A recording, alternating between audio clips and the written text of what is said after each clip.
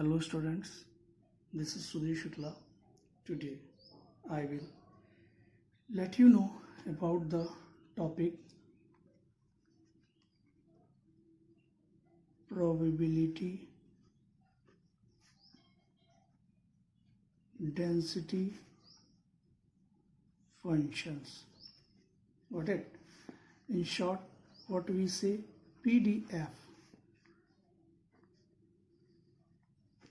Okay, not that PDF, JPG PDF. It's a probability density function.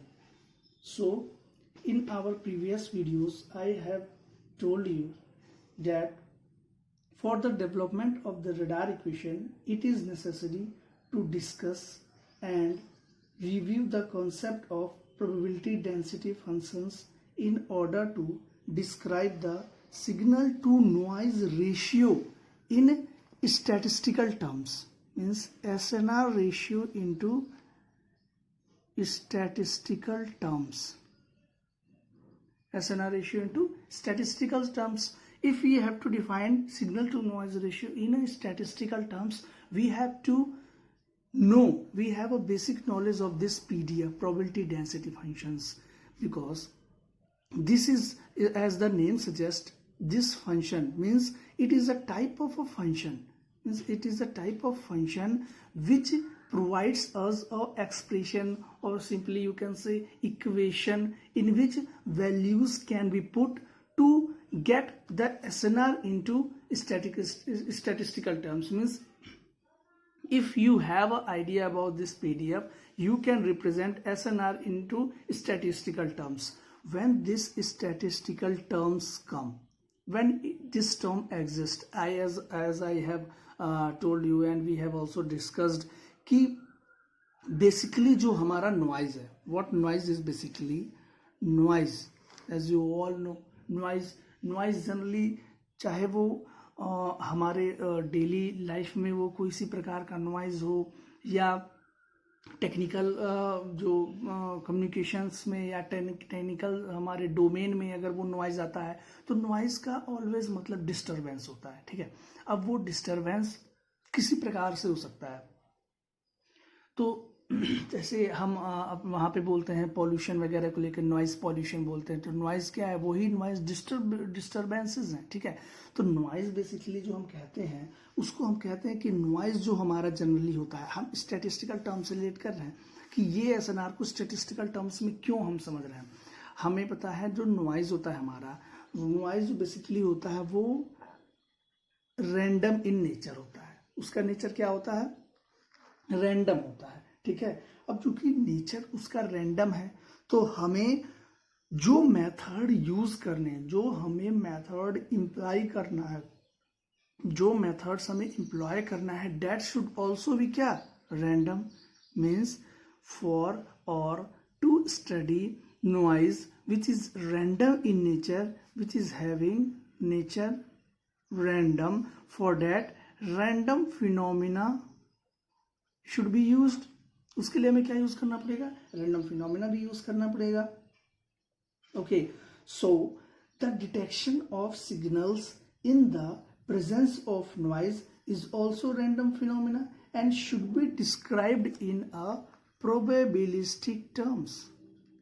Probabilistic terms किस तरह से हमको define करना होगा? प्रोबेबिलिस्टिकली टर्म्स डिफाइन करना होगा. तो देखिए, जो ये शब्द प्रोबेबिलिटी आती है, जो ये शब्द प्रोबेबिलिटी आती है, ये कब एग्जिस्ट करती है? जब रैंडमनेस होता है. ठीक है, जब आप कोई भी किसी का सॉल्यूशन सिंगल नंबर से देने में असमर्थ हो आप, तो उसके वहां पे उस जगह के लिए, उस सिचुएशंस में, उस कंडीशंस में आपको क्या लेना होगा? किसका सहारा लगा? संभावनाओं का सहारा लगा, प्रोबेबिलिटी का कॉन्सेप्ट यूज करना होगा. जैसे जनरल लैंग्वेज हम समझे एग्जांपल के तौर पे कि जैसे बारिश होने वाली है. ठीक है, तो अब जो बारिश का है वो एग्जैक्ट हमने बताते कि एग्जैक्टली एट शार्प 10 AM जो हमारा किसी भी लोकेशन पे, चाहे वो गोरखपुर में हो, चाहे वो गोंडा में हो, बस्ती में हो, चाहे वो झांसी में हो, कहीं मर्जी कोई पर्टिकुलर जगह पे हमने कहा कि शार्प 10 बजे बारिश होगी. ठीक है, हम हर जगह प्रोबेबिलिटी का टर्म यूज करते हैं, ठीक है। संभावित तौर पे हम कहते हैं कि संभावनाएं हैं कि आज बारिश हो सकती है, इस राज्य में आज बारिश हो सकती है, इस जिले में आज बारिश हो सकती है, या इतने बजे के लगभग बारिश हो सकती है। लगभग यूज करेंगे, एक्यूरेट नहीं करेंगे। क्यों? क्योंकि वहाँ जो हमारे पास डेटा, जो हमारे पास फैक्ट्स अवेलेबल हैं, उनमें बहुत ज़्यादा रैंडमनेस है, ठीक है। तो उस रैंडमनेस को जब डिफाइन करना होगा तो हमें किस टर्म का यूज करना होगा? प्रोबेबिलिटी। और यहाँ पे हम देख पा रहे हैं कहीं ना कहीं जो नॉइज है उसका नेचर ऑलवेज रैंडम होता है, रैंडमली आके कहीं किसी सिग्नल के साथ ऐड हो जाता है। और मैंने बताया था कि जो सिग्नल्स होते हैं उस सिग्नल्स के दो पार्ट होते हैं, मैसेज सिग्नल होता है और प्लस नॉइज सिग्नल होता है। तो मैसेज सिग्नल का तो ठीक है, ये प्रिडिक्टेबल है, ये डिफाइंड है क्योंकि इसको हम ट्रांसमिट कर रहे हैं। लेकिन ये वाला जो नॉइज वाला पार्ट है, दोनों का एडिशन होता है ये सिग्नल आपका। तो ये जो पार्ट है, ये नॉइज आपका क्या होता है? रैंडम इन नेचर होता है। तो अगर हमें समझना हो तो हमें किसकी जरूरत पड़ेगी? रैंडम फिनोमिनास की जरूरत पड़ेगी। और उन्हीं रैंडम फिनोमिनास को हम डिस्क्राइब करते हैं किस टर्म्स में? प्रोबेबिलिस्टिक टर्म्स में। Got it? So the probabilities, what probabilities basically is, probabilities represent discrete events. Continuous functions such as random noise are represented by PDF. Likewise, I will let you know that simple language में कि देखिए, जो message signal, हमें पता है signal के दो parts हैं, मैसेज सिग्नल है प्लस नॉइज सिग्नल है। अब देखिए, जो मैसेज सिग्नल है इसके करस्पॉन्डिंग हमें फंक्शंस पता है, हमें पता है फंक्शंस है कि वो साइन एक्स है, कि वो कॉस एक्स है, या वो यूटी है, स्टेप फंक्शन है, या वो टी यूटी है, कि किस प्रकार का सिग्नल है, ये हमें पता है हमारे मैसेज सिग्नल के करस्पॉन्डिंग। बट नॉइस, क्योंकि अगर हमें स्टडी करनी है किसी भी सिग्नल की, तो फॉर डैट हमें दोनों के करस्पॉन्डिंग फंक्शंस की आवश्यकता है। हमें फंक्शंस चाहिए, क्योंकि जब तक फंक्शंस नहीं मिलेंगे तब तक हम आगे मैथमेटिक्स नहीं अप्लाई कर पाएंगे। तो हमें मैसेज सिग्नल के करस्पॉन्डिंग तो फंक्शंस पता है, लेकिन हमें नॉइज सिग्नल के करस्पॉन्डिंग फंक्शन नहीं पता है। तो नॉइज सिग्नल, अब चूंकि नॉइज रैंडम है तो कैसे हम फंक्शंस इसका जान पाएंगे? तो उसके लिए ही हमें इस पीडीएफ का यूज करना है। ये पीडीएफ हमें फंक्शन देगा और वो फंक्शन नॉइज के करस्पॉन्डिंग होंगे। और एक बार जब हमें फंक्शंस पता लग जाते हैं तो उसको हम ऐड कर देंगे इस मैसेज वाले के पास, और टोटल हमारे पास आउटपुट फंक्शन या इनपुट फंक्शन जो भी रहेगा वो हमें पता लग जाएगा। अब इनपुट पे जाते ही तुरंत तो नॉइज कम ही आता है, जब वो रिसीव होते हैं सिग्नल, ईको सिग्नल जब रिसीव होते हैं तो ज़्यादातर नॉइज उस दौरान ऐड हो जाते हैं, ठीक है। थर्मल नॉइज तो देखिए एक ऐसा नॉइज है जो कि हर केस में अवेलेबल रहेगा ही रहेगा। तो कहने का क्या मतलब है, जो आपका ये पीडीएफ बताएगा बेसिकली वो हमें नॉइज सिग्नल के करस्पॉन्डिंग फंक्शन देगा, और वो फंक्शन इस मैसेज सिग्नल के साथ, फंक्शन के साथ हम एक कंप्लीट फंक्शन बनाएंगे जिसपे हम अपनी मैथमेटिक्स इम्प्लाई करेंगे, और हम देखेंगे कि हमारे क्या पैरामीटर्स ऐसे हैं जिनकी वैल्यूज चेंज करने पे हमारी परफॉर्मेंस अपग्रेड हो रही है या परफॉर्मेंस हमारी डिग्रेड हो जा रही है, ठीक है। Now see definition of this PDF, हम डेफिनेशन देखेंगे, ठीक है। जब डेफिनेशन हम देखेंगे पीडीएफ की तो we will say let capital x be a continuous random variable. Okay, this is continuous random variable, okay, continuous random variable. Then probability distribution or probability density function PDF of x is a function will be f of x. Okay, since this x is assumed to be a continuous random, इस x को हमने क्या ले लिया? continuous random variable ले लिया, और इस x के corresponding जो PDF हमने लिया वो फंक्शन ले लिया। अरे probability density फंक्शन तो है, x आपका रैंडम वेरिएबल है और fx उस probability उस वेरिएबल के corresponding क्या हो गया? हमारा फंक्शन हो गया। उस x के करस्पॉन्डिंग क्या हो गया? फंक्शन हो गया। उसको हम डिफाइन करते हैं fx से, such that for any two numbers a and b with two numbers we have taken a and b with a less than b, we can define it likewise a less than equal to x less than equal to b is equals to a to b f of x dx, ठीक है। ये हमने define कर दिया किसके लिए ये हमें फंक्शन मिल गया, ठीक है, वो किसके लिए है, पीडीएफ के करस्पॉन्डिंग है. सो remark means few of the points related with this function will be for fx. Okay, for fx to be a legitimate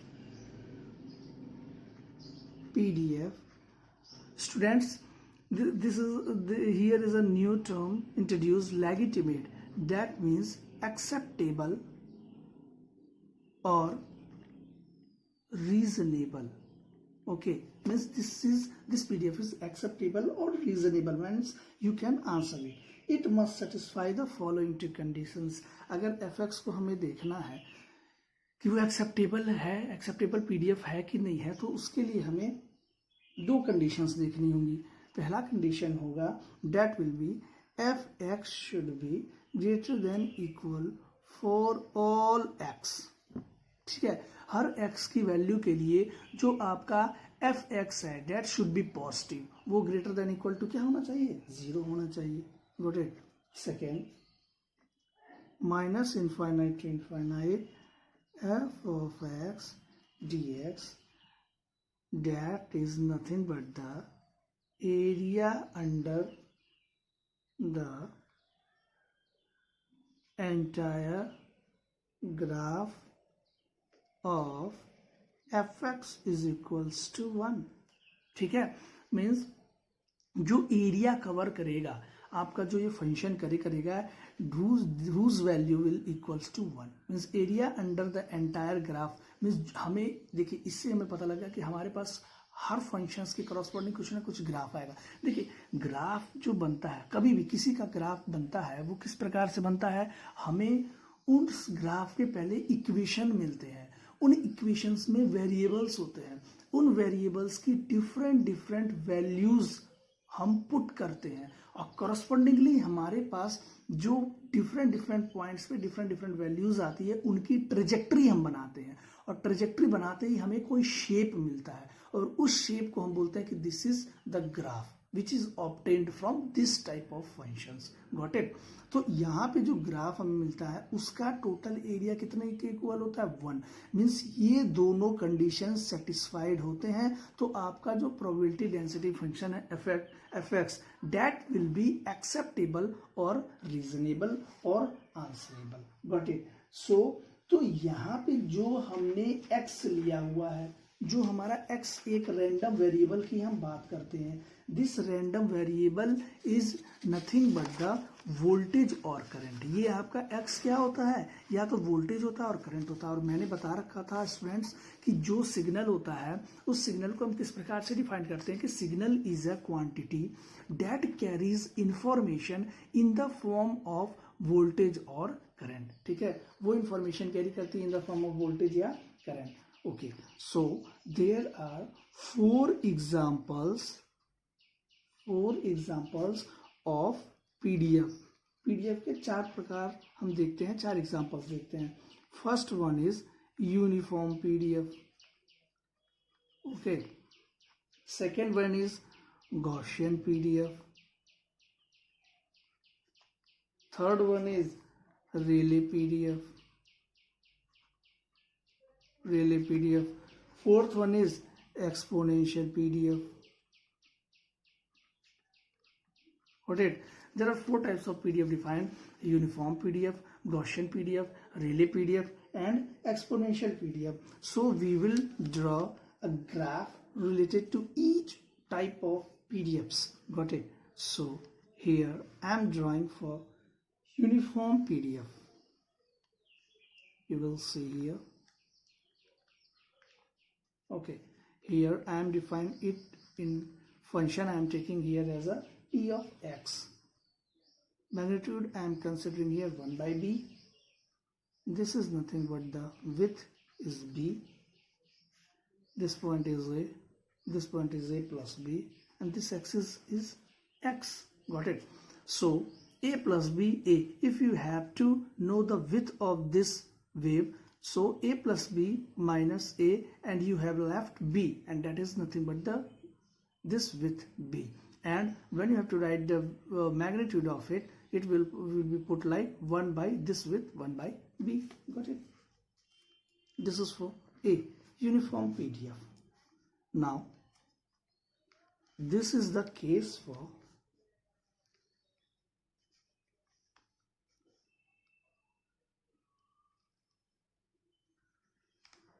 bell shaped. Seems like bell shaped. See,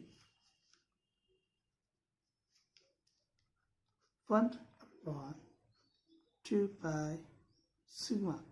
This root 2 pi is in square root, under the square root, and this sigma is outside it. If you will, if choice is yours, students, if you want to put that sigma inside this square root, just put sigma square. Nothing great in this. Got it?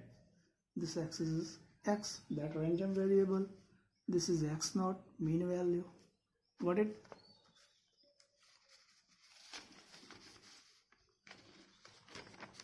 This one is for uniform PDF. This one is for B, is for Gaussian PDF. Now we are left with Rayleigh and exponential.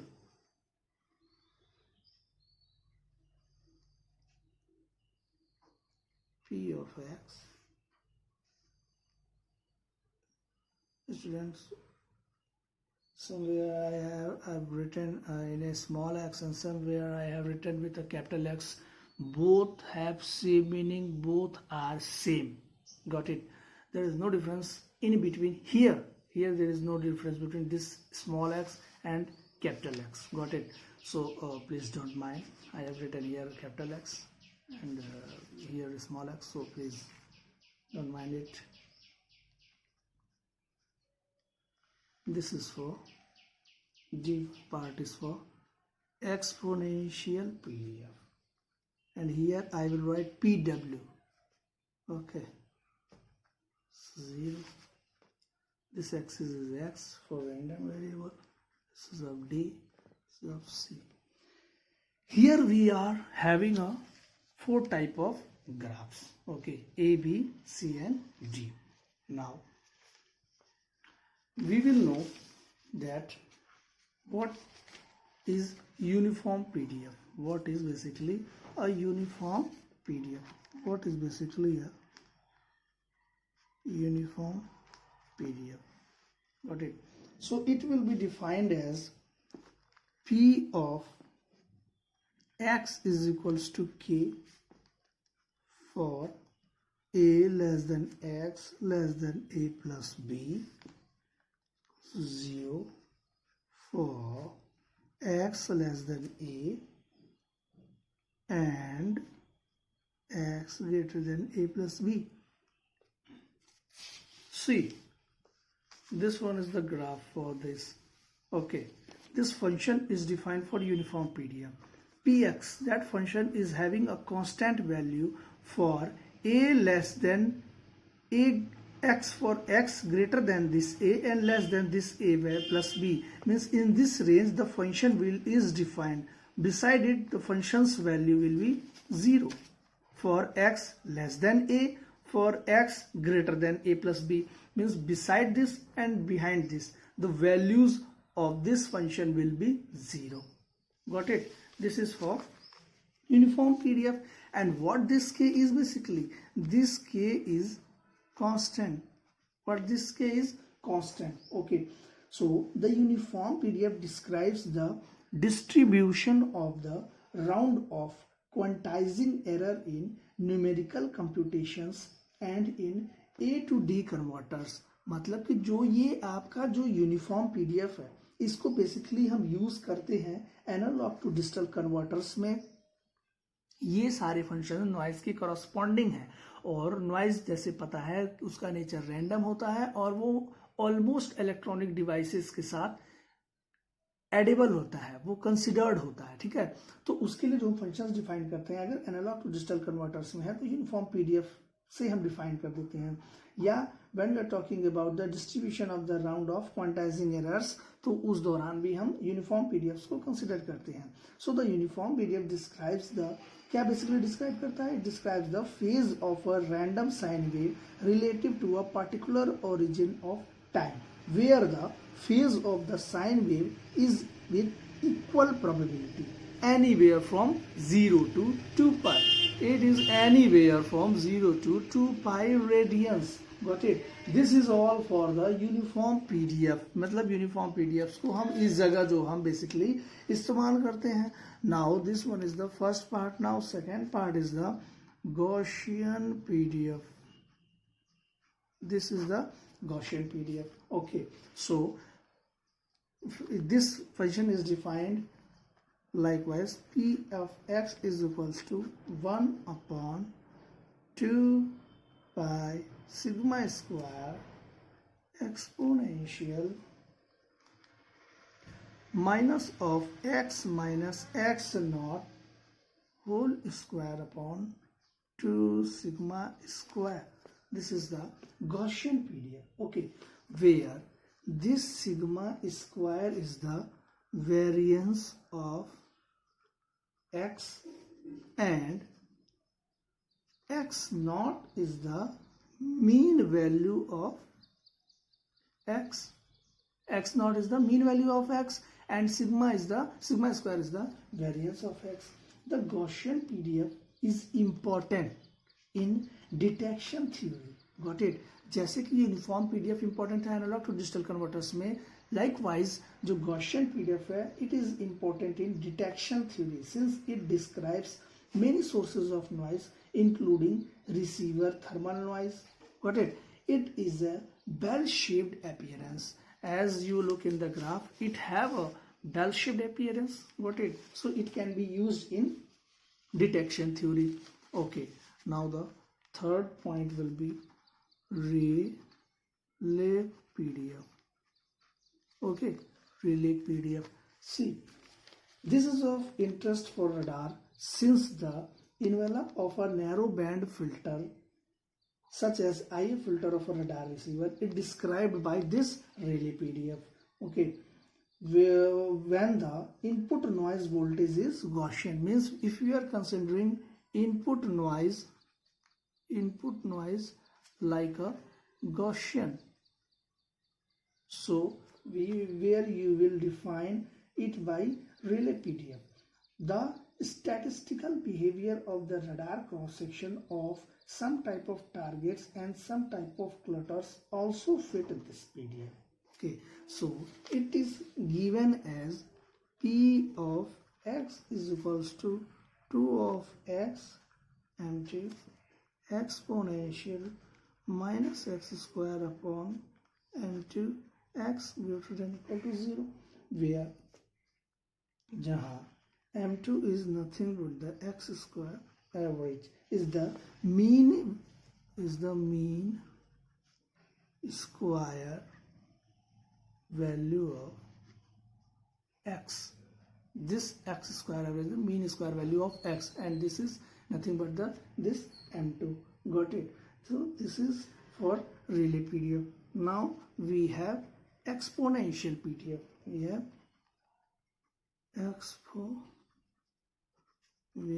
exponential PDF. See, when x square is replaced, what was x square? X square. Okay, x, what this basically x is voltage or current. I have told you students that this x is nothing but the voltage or current, but when you consider this x square term here in this relay PDF and when this x square is replaced by w, if you consider x as a voltage or current, the square of it will, along with the same parameter or different parameter, it will give to a term power, existence of a power. So in this function I am replacing x square with w and the PDF for it is defined as P of w is equals to 1 upon w naught exponential minus w upon w naught for all w greater than equal to 0, where w naught is the mean value of w. This is the exponential PDF but is sometimes called relay power PDF. If the parameter x in this function is voltage or current, then W represents the power and W naught is the average power. ठीक है, तो ये जो W naught को हम बोल रहे हैं कि ये आपका मीन पावर है. ठीक है, ये आपका W पावर है. जैसे मान लीजिए यहाँ पे V है. ठीक है, V अगर मैं लेता हूँ और उसका V स्क्वायर कर देता हूँ. ठीक है, तो अगर मान लीजिए जैसे हम डिफाइन करते हैं कि अगर मान लीजिए जैसे पावर को हम क्या डिफाइन करते हैं, V इंटू आई. ठीक है, हम पावर को डिफाइन करते हैं V इंटू आई. तो लेट्स सपोज जो आपका है कि हाँ अगर हम इसका स्क्वायर करते हैं. ठीक है, अगर हम स्क्वायर करते हैं और V की जगह V इक्वल्स टू हमें पता है IR होता है. ठीक है, तो अगर हम I की जगह हम पुट करें V बाई आर, तो अगर हम I की जगह V बाई आर पुट करें तो आपका क्या हो जाएगा V स्क्वायर बाई आर. ठीक है, तो पावर आपका क्या डिफाइंड होगा, पावर डिफाइंड होगा V स्क्वायर बाई आर. तो ये स्क्वायर टर्म आया ना, तो ये स्क्वायर जब टर्म आया या जब हम करंट के लिए लेते हैं, ठीक है, तो हम P को लिखते हैं V इंटू आई, और जब हम वोल्टेज की जगह रखते हैं आई आर इंटू आई हम प्रोडक्ट करते हैं, तो यहाँ क्या होता है आई स्क्वायर टर्म रहता है, आर को हम ले रहे हैं आर की वैल्यू 1.